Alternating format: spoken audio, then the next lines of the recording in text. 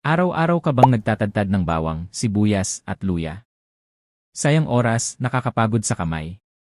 Tapos hindi pa pantay ang hiwa. Kaya kahit simpleng luto, tumatagal. Ito ang ginagamit ng maraming home cooks. Electric Mini Garlic Chopper.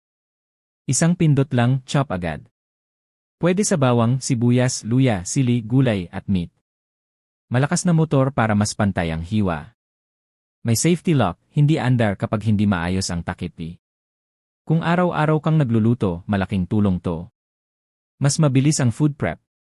Less effort sa kamay. Mas malinis at mas organized ang kusina. Rechargeable, convenient gamitin. Matibay na body para pang matagalan. May 100ml at 250ml options. Maliit sa size, pero ramdam ang tulong. Once nasubukan mo, mas pipiliin mo na to kaysa manual na tadtad.